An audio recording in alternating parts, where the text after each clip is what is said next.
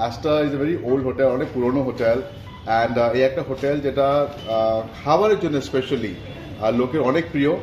And Astra normally তো এখানে great খাবার কাবাবের জন্য খুব প্রসিদ্ধ জায়গা, কিন্তু আমরা প্রত্যেকটা ফেস্টিভ্যাল, সেটা আপনাদের পয়লা বৈশাখ হোক বা বৈশাখী হোক বা যে কোনো ফেস্টিভ্যাল আমরা করি, লোহরি হোক, সব ফেস্টিভ্যাল এখানে সেলিব্রেট করতে বিশ্বাস করি।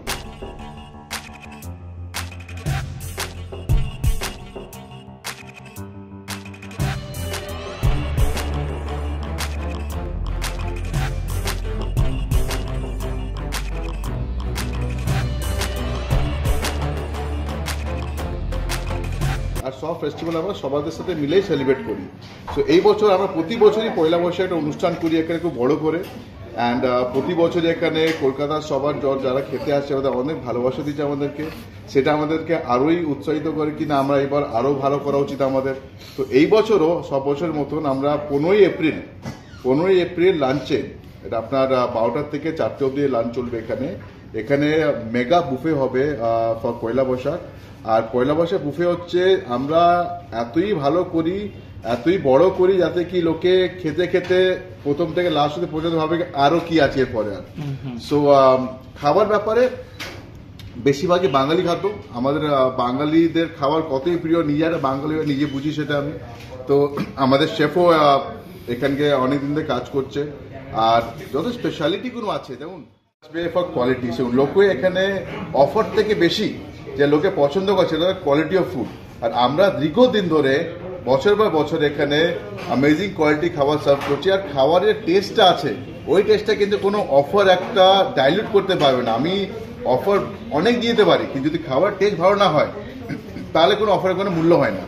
আর আমাদের যে রেটটা আছে, রেটটা আমরা প্রাইস পয়েন্ট আমরা অনেকই কম রেখেছি, যাতে আমরা চাই কি সবাই এসে এখানে অনুভব করুক বুফেটা। এখানে মাত্র 1499 টাকা প্লাস ট্যাক্সেস, 1499 টাকা প্লাস ট্যাক্সেস হচ্ছে আমাদের বুফের রেট। আর যদি অ্যালকোহলিক বুফে হয় সেটা আমার অপশন আছে 2499 টাকা। 1499 টাকার আপনি যে বুফেটা পাবেন, ওর ভিতরে আপনাদের স্টার্টার থেকে শুরু করে মেন কোর্স, চাটনি, বাটাবাটি, ডেজার্ট, মিষ্টি সবকিছু ইনক্লুড আছে ভিতরে। অনেক ডিশ আছে, যেমন পাবদা মাছের ঝাল হলো, বেকটি মাছের কাটলেট হলো, গোলবাড়ির কষা মাংস হলো, বা চিংড়ি মালাইকারি হলো। আবার এই জিনিসগুলো এমন জিনিস আছে যেখানে বেশি এক্সপেরিমেন্ট করা উচিত না। বাঙালিদের জন্য কিছু জিনিস আছে সবাই লুক ফরওয়ার্ড করেই, যেমন ভালো চিংড়ি মালাই। আমি chef Azad from Astra Kolkata. আপনারা সবাই জানেন অ্যাস্টা কলকাতা মানে কলকাতাতে অনেক দিন ধরে আছে, তো নতুন করে কিছু বলার নেই। এবারে মেনুতে আমরা চেষ্টা করেছি বেশি করে সিজনাল শাক সবজিগুলো ইউজ করার।